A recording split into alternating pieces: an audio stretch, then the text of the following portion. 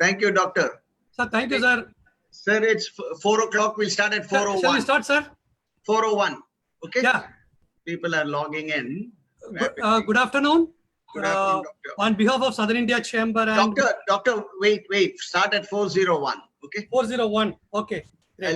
I'll tell you. I'll put my thumbs up for you to start. Okay, please, doctor. Aishwarya, have you started Facebook Live?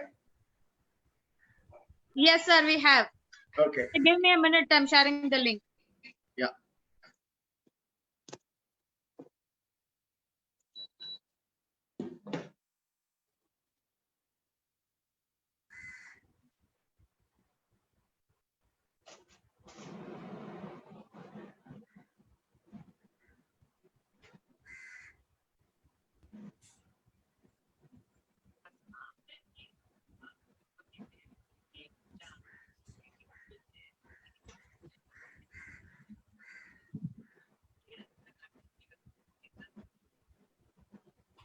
Doctor, go ahead, doctor. Start. Good afternoon. On behalf of Southern India Chamber and MITRAA, I welcome you all for this session 4, a very important topic, future of technology. We are fortunate to have Mr. Amaresh Ramaswamy, CFO, Microsoft India R&D Technologies Private Limited. This session is being anchored by Mr. S Sudhir and sponsored by Chancery Flour Mills. I request Mr. Ganapati, President SICCI, and the Chairman of Trigen Groups to kindly deliver the formal welcome address, please. Thank you, doctor. Welcome, Amaresh and TS.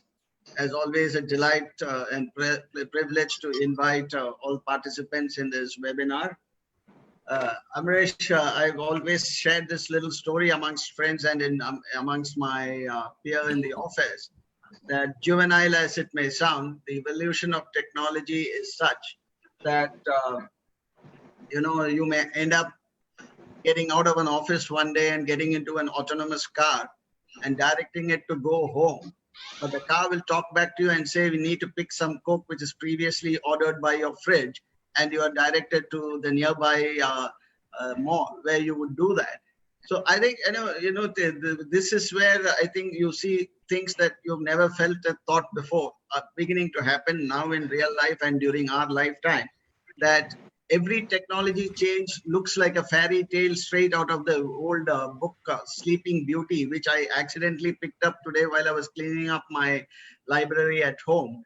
It reminds me so much about how a fairy comes and then changes the life of a princess. So I think given this context, it is, any disruption ensures a transformation in technology to a level unprecedented before. It is in this moment, that as we go through the crisis, that we thought we must understand from someone like you how technology, VC, and AD is going to transform our lives. Who better to set the context than somebody who built Cognizant during its early stages, and our own executive committee member, Mohan Narayan, whom you know already. I invite Mohan to set the context and introduce the theme for the day. Thanks, Mohan.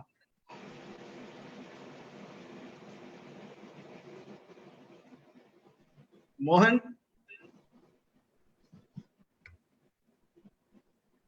Aishwarya, Mohan, get Mohan in. Mohan. Okay, I think TS, I think. Yeah, I got unmuted. Yeah. Due to some reason, it was not unmuting. Thanks, Ganpati, for your brilliant introduction as always. In fact, I am also looking for an opportunity now when my car will automatically go to the shopping mall, with all the social distancing norms. I do hope, I'm looking forward to a time when the car will go back to the shopping mall. So on a more serious note, welcome to this afternoon session, a web series on the future of technology.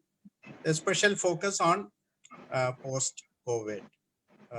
So just to set the context, a few points some hygiene points that I would like to state. One, technology has always been a great enabler to businesses, and specifically for India, IT companies have put India on the global map. They have been a crown jewel for many decades now, and they continue to do so and may hopefully continue to do so in the future also. Now, if we look at the fall that happened in the world businesses in 2000 after the dot-com and the 2008 financial crisis, what led the bounce back was actually technology and IT companies that provided solutions using technology. Now, especially after 2008, tremendous amount of disruption happened in the technology space, thanks to what we call as SMAC, social, mobility, analytics, cloud. In other words, very popularly now called as digital. Now, digital has transformed the way, not only the way technology companies operate, but the marriage of technology with businesses have become more stronger now. And many of us believe that now technology may drive business or business may drive technology. I know Amaresh has a view on that. So some people believe technology will continue to be an enabler. Now that jury is out and we will like to hear from the expert on that. Now post SMAC, we also had the disruption caused by concepts like artificial intelligence and machine learning. Now, all this has transformed the way we go about our daily lives in so far. Now, all this is as of March, I think. Now, come March 2020, I think the world has turned upside down. So now it is interesting to see how the world will recover from it. What are the sectors that will recover faster? What are the sectors that will recover slower? And very importantly, what is the role going forward for technology companies? Now, if you look at technology, it is now a very different avatar in terms of, the services that go with it. There were service companies, product companies. Then there are service as a product company, product as service companies. And we in Tamil Nadu especially are very, very commonly know about SaaS-based enterprise solutions using data on the cloud. The SaaS as software as a service, as they call, thanks to companies like Soho and Freshworks, which has put Tamil Nadu in the world map as far as SaaS is concerned. And then, of course, there is a huge startup ecosystem, tech and non-tech, but dependent on tech in a big way. Now, what will happen to these companies? That is again a big question mark. What will happen to the funding tap? And, Amaresh, definitely I would like to hear in terms of what will you being a VC, what will happen to the funding tap this year, at least in the short term, before they hopefully recover later. So these are, the opening points that I wanted to give just to set the context for today's discussion. And of course, it is my pleasure and privilege to introduce Amaresh Ramaswamy. He's a CFO of Microsoft India R&D. And at the helm of affairs, being at the helm of affairs of this organization, he has a finance, strategy, operation, and implementation responsibilities for all Microsoft's engineering and research investments in India. Over the years, Amaresh has built global teams across projects and managing multi-billion-dollar P&L, and is an acclaimed leader and a thought leader in the area of identifying technology trends for the future and converting them into tangible business opportunities and execution. Over the years in Microsoft, he has held pivotal leadership roles in the area of finance, strategy, business development, and execution. And of course, similar leadership roles in HP, where he worked earlier. He has a very enviable academic record with a BTech from IIT Madras and an MS from the State of New York University at Buffalo, New York, and followed up with an MBA from the world famous Cornell University. And of course, to take him head on today, we have none other than our own S Sudhir. We have heard him in the last few days, and we all know he can create his own twists and turns. And I'm looking up to him to make this a conversation very, very exciting for all of us. So with those opening words, and of course, I must add a line about S Sudhir. Many years ago, I would read India Today. That was before all the digital and the TV journalism that came. I would read India Today because of T.S. Sudhir. And so also many of my friends who would swear by T.S. Sudhir. And because of that, go and pick up magazines. So real pleasure and privilege to have both you gentlemen here to take each other head on this fireside chat format. And with those brief opening words, I now hand over the proceedings to T.S. Sudhir. Sudhir, take it away. Thank you very much, Mr. Mohan. I don't know in this era of social distancing if taking each other head on is really the best strategy. But definitely just to kind of take forward from what you said, if there is one sector that has logged into the work from home culture, it is the IT sector. Several companies I'm told are almost working at 90 to 95%. So it's pretty much business as usual for most IT companies, at least the biggies and the medium-sized firms. So far, so good. But what about the future? And that's what Amaresh Ramaswamy, CFO, Microsoft India R&D is going to speak about, what role technology is likely to play in a post-COVID world. Though this break has really kind of taught all of us to respect and appreciate nature, are we also likely to embrace technology much more than before in a post-COVID world? Amaresh Ramaswamy, the best part about him is that he does not maintain any social distancing from both finance and technology.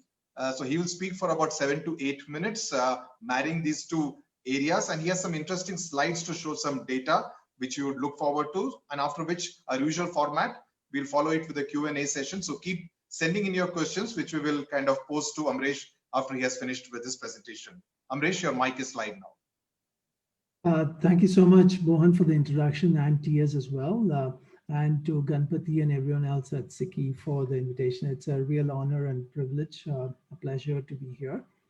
This is obviously a big topic with lots of opinion and different perspectives. So I would love to be challenged and also hear from TS as well as everyone else about their points of view. What I thought I would do is start by sharing a few data points to set context on where we are.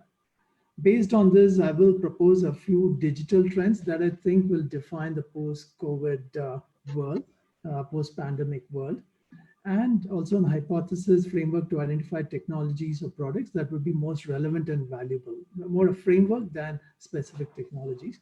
And finally, I thought I will end with some thoughts on and some observations on impact on startups and entrepreneurs. Yeah. I thought it'd be good to use a few slides to pictorially represent where we are and kind of as background to give more, to add more color. So the first picture I want to start with is COVID-19 is first and foremost obviously a global humanitarian challenge. And the global spread is accelerating even as we speak, with more reports of local transmission or community transmission. This statistics, this set of data is of April 24th. That's probably already dated. And as we think of this as leaders, global leaders, think about how to contain this, companies around the world also need to act very promptly to protect their employees, customers, supply chains, and financial results, obviously. And then if you look at this is another pictorial representation of where we are. The situation, as we know, escalated even before we could think of a possible action and containment. The virus spread worldwide despite the best efforts of all the states. And the pandemic is like an unforeseen a black swan event that's kind of brought the world to almost a standstill as we speak today. And then what's next? So that's a question on everyone's mind, obviously. So McKinsey polled about 2,100 global executives, global leaders, and CEOs. And not surprisingly, there's a big difference of opinion across political and industry leaders on what to expect next. There is economic uncertainty, given we don't really know if the recovery will be a V-shaped recovery, which means a very short downturn and then recovers sharply up, or if it would be a U-shaped or L-shaped. But over 30% of the leaders seem to think that all the efforts are only partially offsetting or partially effective, and the recovery will be a bit slow and prolonged. It'll be a U-shaped recovery, but it'll be like a stretched U with some regional recurrence and regional lockdowns coming back over time. There may be multiple smaller lockdowns at the regional levels, and the economy will kind of come back up over a few quarters. And still the upward trend, we don't know how many quarters it's really going to take. So that adds to the economic uncertainty. So this is where we are. To Mohan's earlier question on what does this mean to different sectors and industries, I thought this picture kind of tells us a lot. So if you look at what this really does is it uses market capitalization as an indicator of the impact on different industries. So this is really year to date change in market capitalization of different industries. To the far left, not surprisingly, are the industries that have been most impacted. Commercial aerospace is the worst. This is a Boeing, Airbus, and so on, followed by travel and hospitality, oil and gas, banks and insurance. So it's kind of for different reasons. I mean, commercial aerospace because they have near-term, short-term cash flow issues, and also long-term growth uncertainty, given how and when the travel, global travel, or even the domestic travel will come back up. Airline and hospitality saw a deep, immediate shock, which was almost 5 to 6 times higher than even 9/11.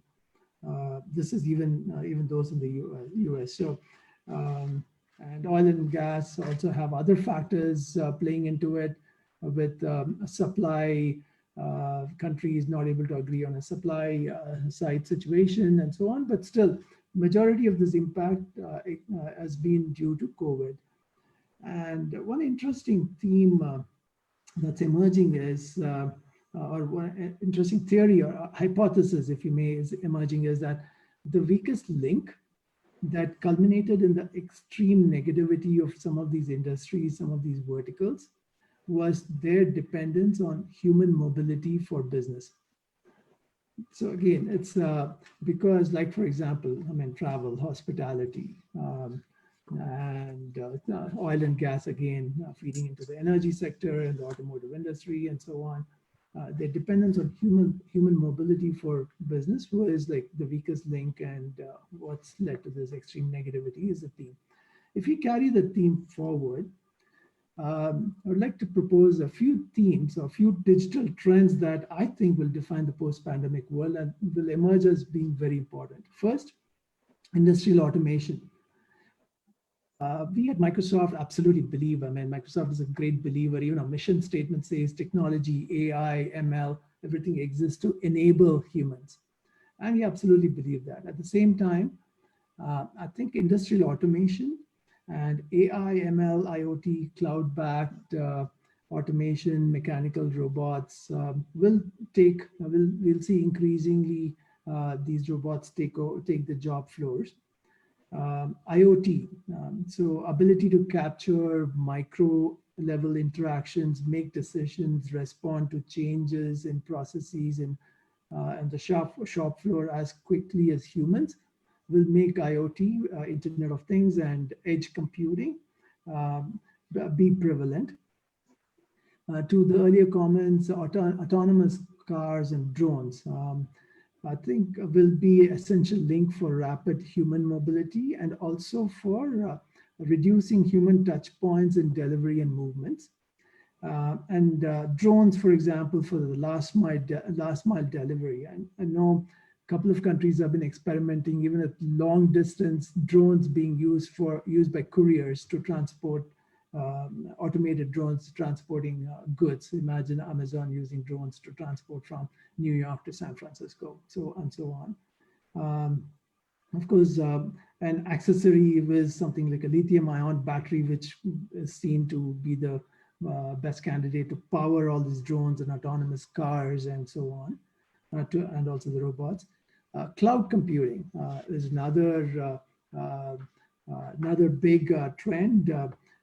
In fact, during this COVID time, companies that are worst hit by COVID-19 are those that had not leveraged the cloud for customer interactions, workforce collaborations, operations, and so on. So I think hybrid and multi-cloud adoption will increase over time. And lastly, what some call rise of the human cloud. So in addition to just storage, compute, network, everything else that comes with the different cloud platforms, I think the workforce, I mean, extending the cloud concept to workforce, human cloud service providers that can cater to demand instantly and offer infinite flexibility and scalability, I think will become important. I mean, multiple crowdsourcing platforms and so on, but I think this concept will extend way beyond that as well. Just a couple more slides. This is a framework I want to offer in terms of looking at trying to identify interesting technologies that will be important in the recession area, during the recession time, especially in the short to medium term.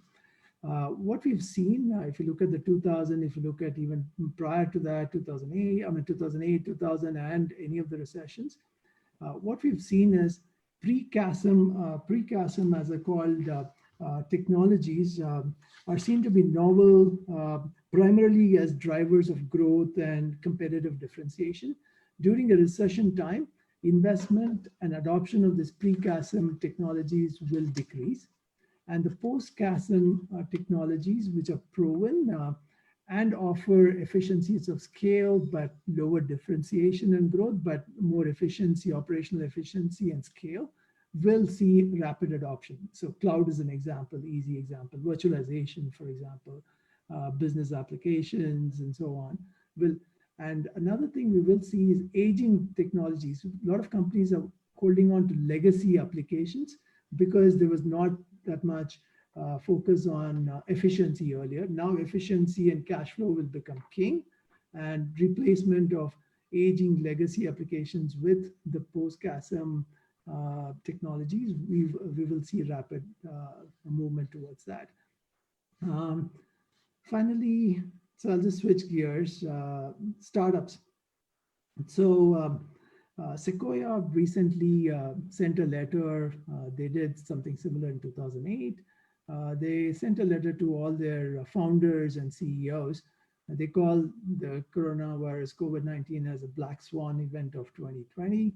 And essentially, they called out three things that this brings. I mean, drop in business activity, supply chain disruption, and curtailment of travel and meetings. And they said these three will lead to, or should lead to, every entrepreneur, founder, CEO questioning every assumption that they have made in their business, whether it's with respect to cash runway, fundraising, sales forecast, marketing, headcount, capital spending.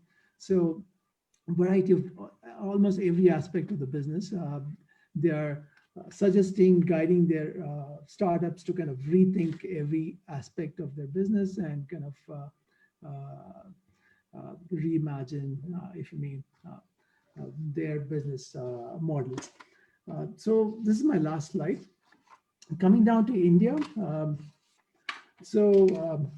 there is, it seems to be, if you look at the last 1 month or so, India seems to be in a zone of status quo. What I mean by that is there is anxiety, palpable tension and anxiety among entrepreneurs, investors, and startups.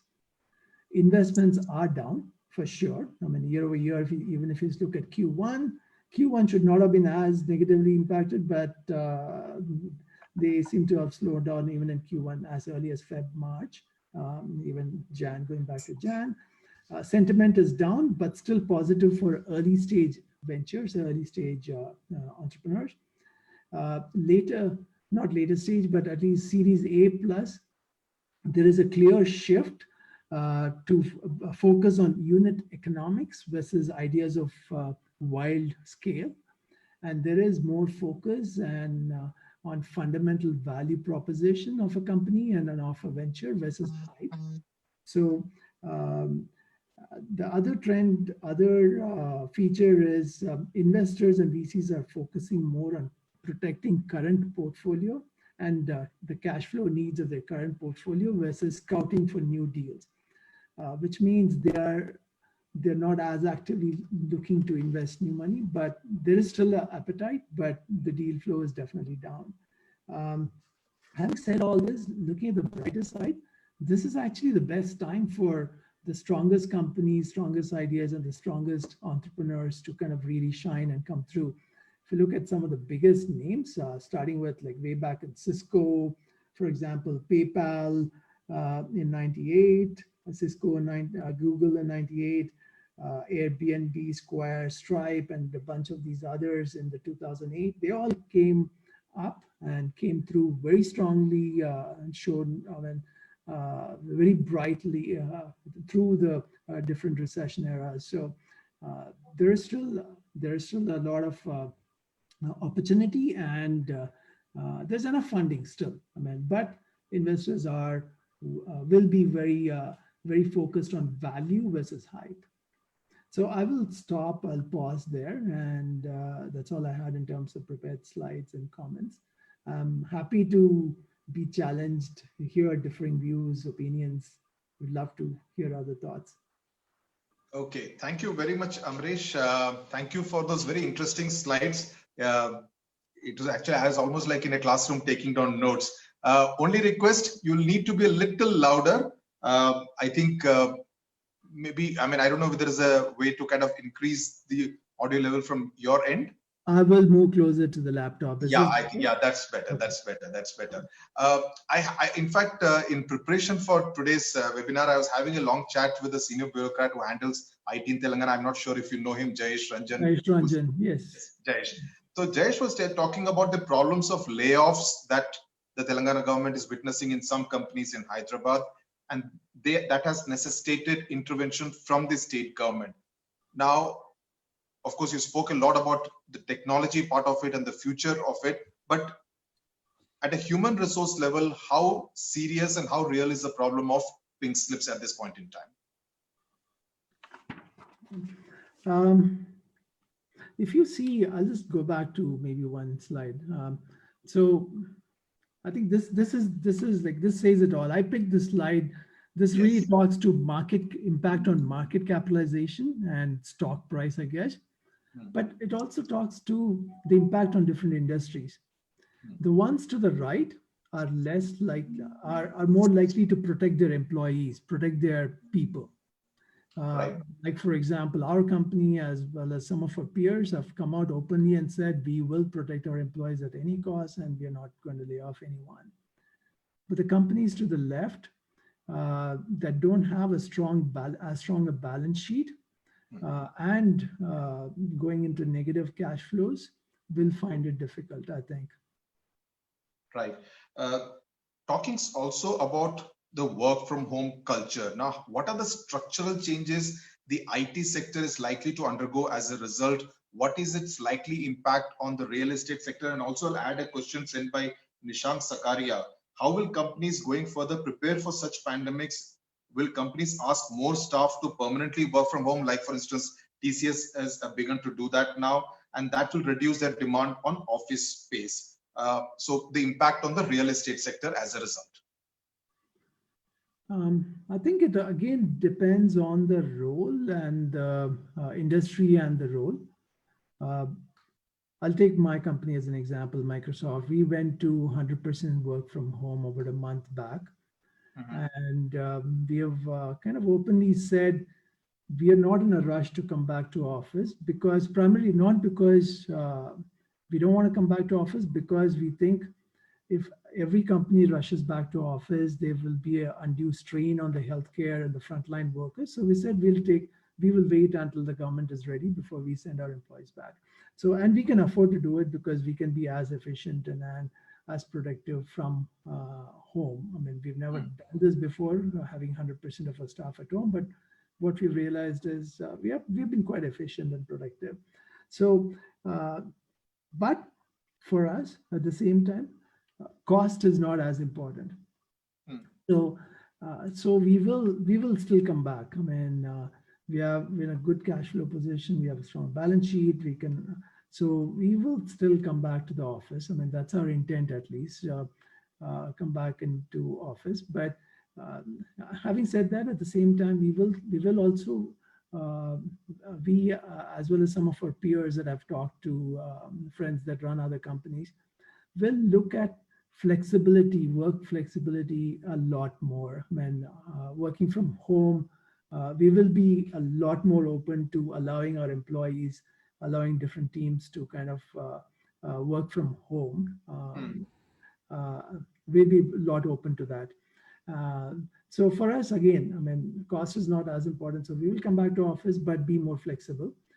Other companies in the services arena, or others that don't have as stronger cash flow, will actually take this as an opportunity to kind of reduce their footprint. So basically, you're looking at a mix of both work from home and obviously working the normal way in office. Rajshekhar asked, while work from home will increase rapidly, it's also important to make it effective. What tools, public systems can be implemented to ascertain the productivity for those jobs that do not have defined and measurable deliverables? Interesting. I think software products is probably one such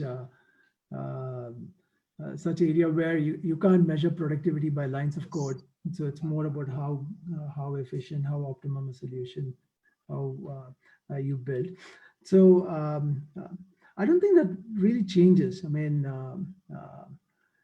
if you believe, if you have an ethos, if you have a culture that measures based on output, based on impact, I don't think that should change. Those companies will find it the easiest. I mean, if you don't have a culture of clock in, clock out, but measuring people based on and rewarding people based on their impact your product roadmap, impact your business outcome, I don't think anything changes at all. It's only, it'll be a big cultural change. It'll be a mindset change for companies that believe in face time, that either believe or that need the face time with customers, with partners to kind of enablement to do business, do work. I think there will be a fundamental shift on how they measure productivity. Okay. For us, nothing has changed. I mean, our product, every person, every individual has a set of deliverables, and as long as that's met, I mean, we are okay. Okay, so you said nothing has changed for you, for most of your peers, but Ananthakrishnan is interested in knowing whether Microsoft employees' travel policies change post the shutdown. We're not traveling. There's no travel at all. So it's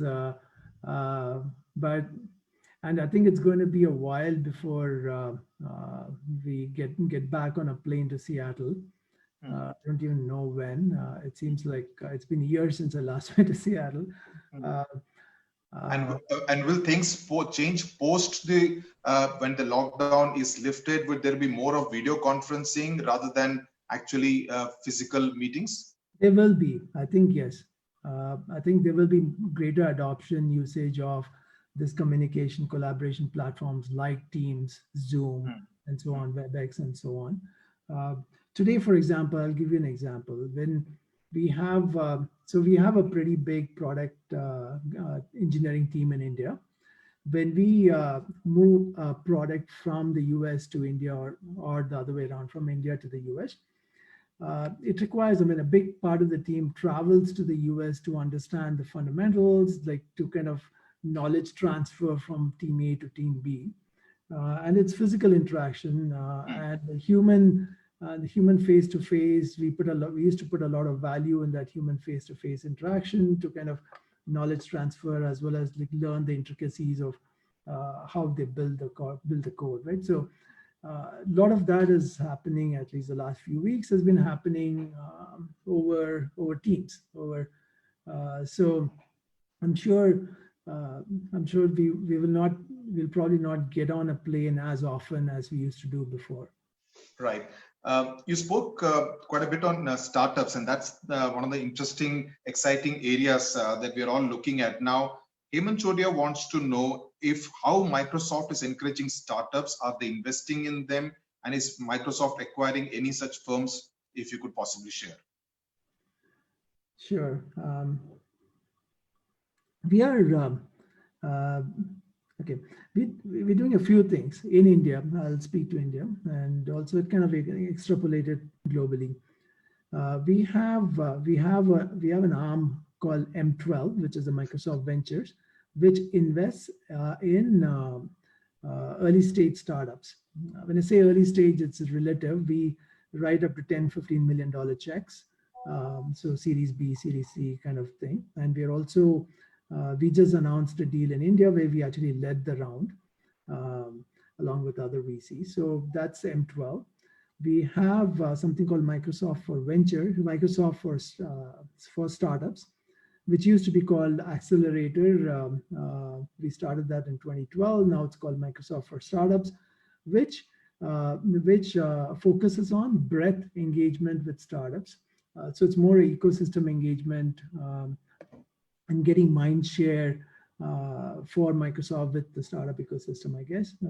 But that also focuses on mentoring early stage entrepreneurs and startups, and typically in the seed to Series A kind of stage. And then third, we have a unicorn motion. So this is more led by the sales and marketing team, which works with the Flipkarts, the Olas, and InMobis, and so on. So that's more a unicorn. And fourth, lastly, we have another sales and marketing led initiative called just Microsoft Startups team, which again focuses, there is obviously a selfish sales angle, but also to kind of work with entrepreneurs and startups in terms of adopting new technologies and so on. So they're kind of four or five areas. And then another thing my team does is continuously scan startups to identify companies that are interesting, either from an IP perspective, which are clearly acquisition candidates, or from companies that are interesting from a go-to-market perspective. So companies that could build applications on top of our platforms that we would go partner with. So we kind of a full spectrum. Yeah, Amaresh, I'm still getting some messages that you need to be into a little more loud. I think they are finding it a little difficult to hear. Sorry. Okay, I will start from here. I mean, staying with startups now, what are the challenges that startups are facing? Because things are unless you are in say a startup in the healthcare sector or something to do with communications, the others are in a bit of churn. Do you see? I mean, of course, there would be opportunity, as you pointed out in your slides, but is there also a lot of churn taking place in the startup space? There is, and I think it's it'll be probably seen as a bad thing to say, but I think it's a good, healthy reset. I mean, this is probably an extreme scenario. Mm-hmm. But again, to my earlier point, the past recessions have actually brought up some of the most interesting and some of the biggest unicorns. Mm-hmm. This forces entrepreneurs, this scenario like this forces entrepreneurs to have a razor sharp focus on what's important, razor sharp focus on the 1, 2, or 3 use cases that are most important for their users, and not be carried away by hype. And there is still money, there is still funds available. VCs still have dry capital available to fund good companies and good teams. What will not happen is if you're 10th in a line of companies doing the same thing, building a better website to sell blah, those may not get funded. Those will find it more difficult to get funded and get customers. But good companies, I mean, good ideas, good teams I think will not just survive, but also be able to get funded and do well. Right. How quickly do you think this entire COVID pandemic can actually push Indian firms to adopt technology at the MSME level? And I'm also adding on a question sent by Logesh Veluswamy. With high demand on cloud computing, is there a possibility for Microsoft to venture into MSME cloud application space? We already are. Okay. There are a bunch of, there are several things. We already have Azure offering to enterprises and small and medium, all the way down to startups. We have startup programs to on-ramp them onto Azure. We also announced partnership, I think this is in the public domain now, with Geo, Reliance Geo, Yes. to go to market together. Targeting the 61 million small businesses that exist, including the Kirana Dukans. How do we get the power of cloud platform to them, down to that level? So we are thinking through that both directly as Microsoft and also with partners. So our belief, so we have a slightly different belief on India, maybe compared to some of our peers. We actually believe the companies that are best positioned to kind of win in India are the local players, like the Flipkarts and the Reliance Geo and so on. And a big part of our focus is to go partner with these players that we call national champions, and go partner with them, build with them, and go to market with them, because they understand their customers better than we think we do. And they also have more reach to these small businesses than we do. We are an enterprise software company, and we don't have the link, we don't have the connect to the 61 million businesses like maybe a Reliance does, or a Tata does, or a Mahindra does. Okay. I had in fact kept the geo-related, Facebook-related questions for the end, but since you brought it up, does this bring in a new era of micro business technology adoption? And question number 2, and this comes from Ganapati sir, are you comfortable with a huge amount of personal data being with one entity? I think the end, if you look at GDPR, a lot of those, I mean, India is also drafting similar policies. If you play out GDPR to the end, the intent is to give the power back to the end user, right? So I should be able to tell Google, Microsoft, Amazon, what data they can store, how they store it, who they share it with, everything. So I have control. So that's, but it will take time. I mean, it will take time to come. And it's not an easy problem, even from a technology perspective. I'll probably know all my franchises where your data exists, but then the nth degree of where it's been transmitted, tracking it down and having control will take time to build. I mean, build the technology to track it and kind of bound it. That's one. And second, it's also, we absolutely, I mean, openly, Microsoft has openly said, look, we can do so much with technology, but it's a combination of technology and regulation that will kind of, that's required to solve the problem. Okay. Ravichandra Babu has this question, would hiring in IT sector continue at the same levels, or would it be much more lukewarm after this entire crisis is over? Again, I haven't moved from this chart, I guess. This chart, the tech sector is to the far right. So we are continuing to grow. I mean, if we even in these months, these weeks, there's greater use of adoption of technology, especially cloud, SaaS, as Mohan and Ganpati were saying earlier. So there, we are continuing to grow. Having said that, we are cautious. We're being conservative. We want to kind of pause on. We'll probably pause on hiring. We'll be intentional, deliberate on where we direct new investments. Both in terms of headcount and dollars, until we get clarity on what the second half of this year and next calendar year look like.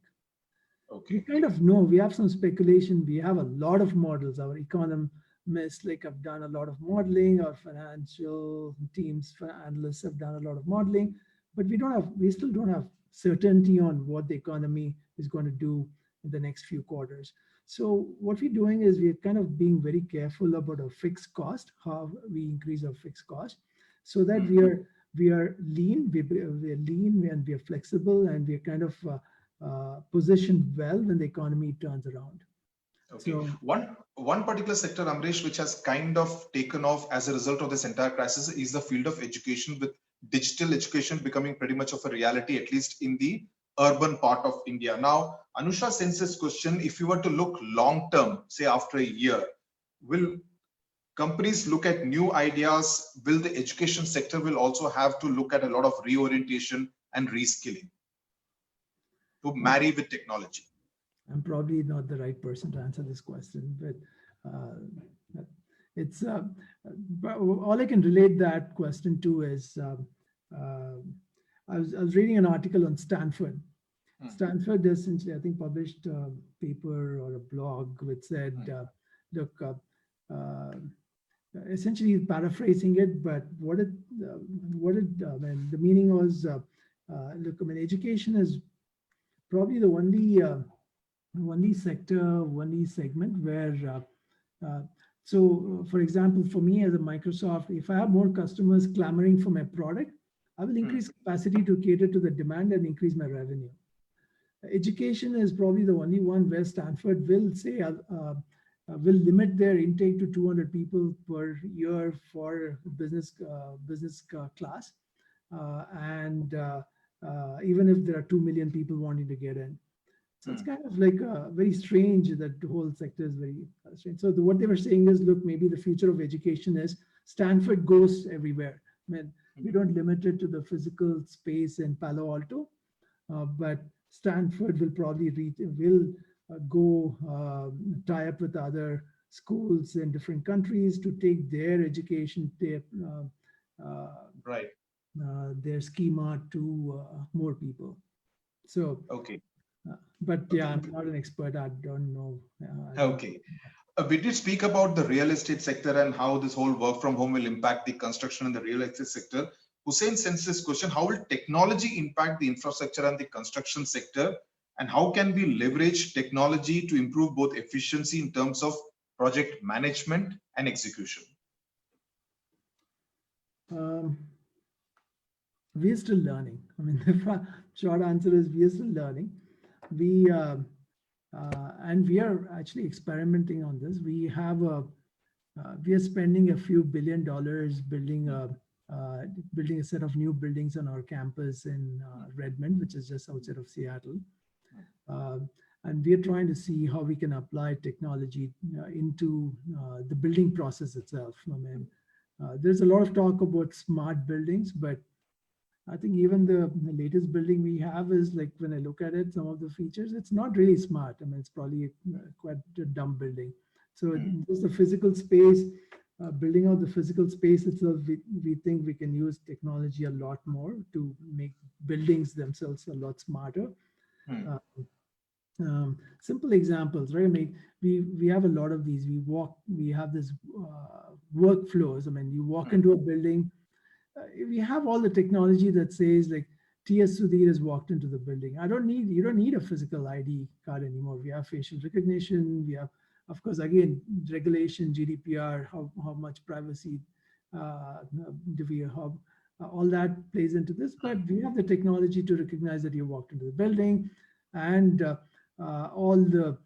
we can give you, I mean, if you try to open the wrong door, it knows you don't have the security clearance for that. It won't let you open that. We can do all that today. We know if you have physical offices, we know your preference in terms of heating, in terms of your chair height. We can do everything today. I mean, but it's a matter of how hard, easy, and cost effective is it to do that. So, but we are experimenting even at our new campus on what can we do there. And in terms of impact on space usage, there will definitely be impact on space usage. How much space do we need? Today, if you think we're going to grow by 10% a year for the next 5 years, we go sit on space. I mean, a lot of our companies, especially those that have money, we will go get 50% buffer capacity just because we think we'll grow by 10% for the next 5 years. I think that'll stop. I mean, some of that will stop. We'll say, look, we will get space. We'll do space planning in real time. As and when we need space, we'll go get space. And we know that even if we don't have enough space, now we have learned that people can be as productive and effective working from home. Yes. So now that thinking will change. In fact, there is a question which is kind of related and taking off from what you said, that does the growth and the development of the IT industry, you said you don't really need a security guard to say whether XYZ has entered the building or not. Now, will it reduce manpower, office and accommodation requirement? Do you feel in such a scenario, this is a question from SK Tulsian, do you feel in such a scenario, huge unemployment, lack of demand in the real estate sector, entertainment, hospitality, etc., will lead to a slump in the economy, the growth of the IT sector leading to a slump in the overall economy? We have again modeled this out multiple ways. We don't see we don't see a net decrease in requirement for human power. I mean, there will be jobs that will be taken over, especially the repetitive. So we have something called robotic process automation, right? Simple, what my team does in terms of month-end financial closing. There's no need for a human to do that. I mean, I can get one of these bots to kind of fetch data from 20 different systems, put some logic to it, and close the books. Okay.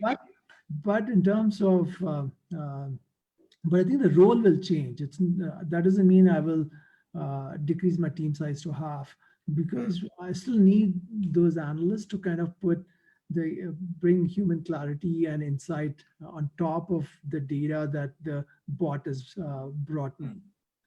So when we modeled it out, we don't see, I mean, there'll be a lot more efficiencies that the bots bring in, and there will be some skills, some jobs that will be taken over by these bots and automation. But we think technology, AI, ML, end of the day, it augments human capability.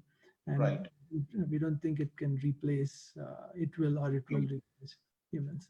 Referring to the slide that you had put out, now Ankit asks, what is the rationale behind the insurance sector being on the far left of the spectrum? Because he believes that the logical thought process would be that more people would look for insurance to cover different kinds of risk scenarios, or is it due to lower auto and travel insurance sales? Let's see. I'm just looking at the chart.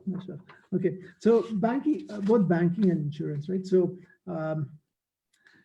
first and foremost, the way when we pay, simple example, when we pay 50,000 rupees each as premium per year, the insurance company takes that and goes invest that in different areas. So there is their interest income, simple layman terms, their interest income, their income has been severely impacted because of their ability to invest and find new investment opportunities, and B, the investment returns taking a tumble tumble. I mean, a lot of their money is invested in the stock market. That's like crashed. I mean, some of that has crashed 50%.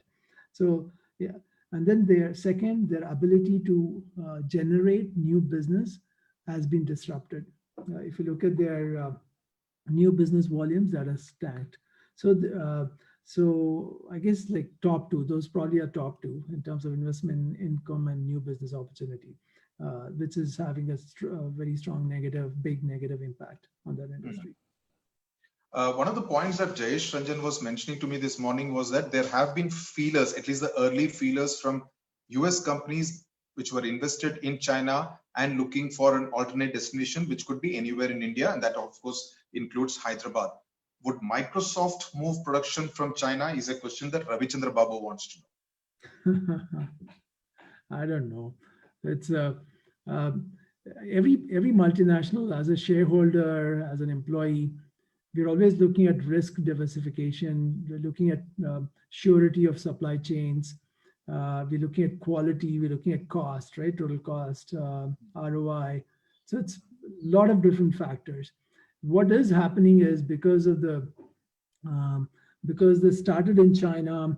I think companies are looking at the supply chain, there being a single point of failure, China being a single point of failure, or being on the critical path for their supply chains, and hence looking to diversify their sourcing. That's there, but I think it's still early days. I mean, it's like for us, we're not a manufacturing company, right? We do Yes. kind of get contract manufacture or Surface devices and Xbox gaming consoles, but first and foremost, we are a software company.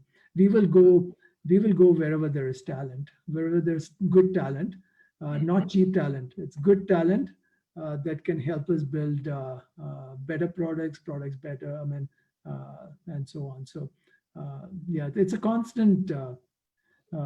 It's a question that's always on where do we go? Where do we go next? How much do we invest in different countries? That's a constant toss up.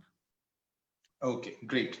Thank you very much, Amaresh Ramaswamy, for your time and answering all the questions, and also giving us a great idea about where the world is headed, the future of technology in a post-COVID-19 world. Thank you very much. May I request Mike Muralidharan, who is the executive member, a committee member of SICCI and also chairman of Ethiraj College, to propose a vote of thanks. Before Mike comes on, let me, Ganapati here, let me thank Amaresh. Amaresh, just taking forward your Stanford statement, just a quick thought. Would virtual education be the way forward, where contact is less and learning from on the go or wherever you are, the way forward, excepting in some critical assessment scenarios? I don't know. We have two children. We think, I mean, and we were quite sad. They were supposed to go to the US for the summer programs. And when the schools wrote to us saying that, look, we're not going to do that anymore. So we're going to translate that into virtual classes, online classes. The reason we were not like thrilled, excited is, I mean, we are obviously pleased that we don't have to travel and expose the children, family to all this. But I think it's more than just the content, right? It's the value of human interaction. It's a value of yeah, but I'm not eliminating socializing in classrooms and schools, but the time that one spends in schools or colleges could increasingly come down and you learn on the go. That I think definitely. I think yeah, that's bound to happen, right? With all this crisis, which means greater dependency on technology and more data being sold, right? Absolutely. I think that will happen. Even in classroom, I think technology will augment what the teacher is teaching. And you get greater elbow space and nobody will steal your lunch boxes, right? Sure, yeah. Thank you. It's been a pleasure. Thank you again for the invitation to this platform. It's been a pleasure. Thank you. Thanks, Mike. Yeah. A very good evening, and it's definitely a privilege to deliver the vote of thanks on behalf of SICCI and MITRAA. Yes, today, from seeking permission to working from home, for work from home, we have moved to seeking permission to work at office, and efficiencies may improve. I feel that probably with the better bosses at home, the spouses probably will see more efficient workmen. And aren't we in a time where marriages are happening virtual, let alone official travel? So I don't think countries will give entry visas today for us to even think about venturing to travel. Our heartfelt thanks to Mr. Amaresh Ramaswamy, CFO of Microsoft India, for sharing his knowledge on this very pertinent topic, and Mr. S Sudhir, renowned journalist, for beautifully moderating the session, as he always does. And I must say, being all of us in a lockdown scenario, Amaresh, your backdrop was a pleasant thing on the eye. I think we all have to adopt that, I think, the greenery and things like that. I mean, it was definitely a nice sight.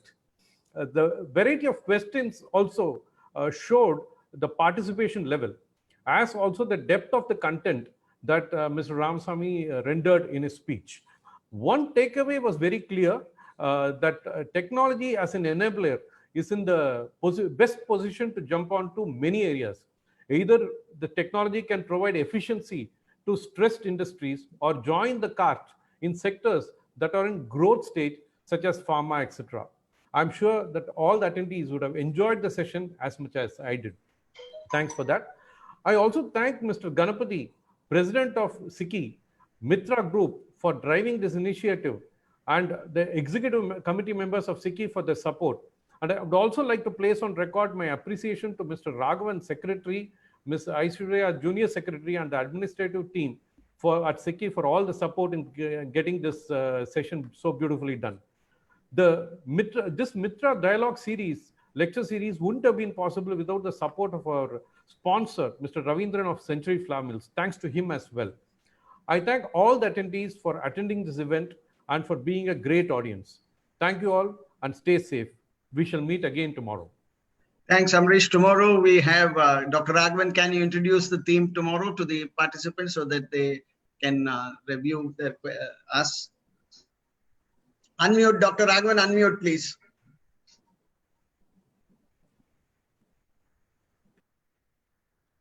Raghavan, unmute and then share the details. Yeah. Is it okay now? Yeah, perfect. Go ahead. Thank you, President. Tomorrow we'll be having a very interesting topic, which is very practical. Tomorrow we'll be having a session on agri sector, which will be by Dr.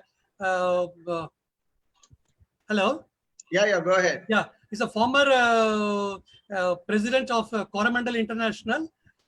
He will be sharing the views about the agri sector, how the agri sector is facing, particularly on this crisis. And we will look forward to meeting you all at 4 p.m. tomorrow, along with Mr. Narayanan Vellayan, who is also the chairman of our SICCI Agri Committee. Thanks, TS. Thanks, Thank you. Amrish. Thank you. Thank you so much. Thank you. Thanks, folks. Thank you, Bye. everyone. Take care. Thanks, Amrish. Stay safe. Cheers. Bye.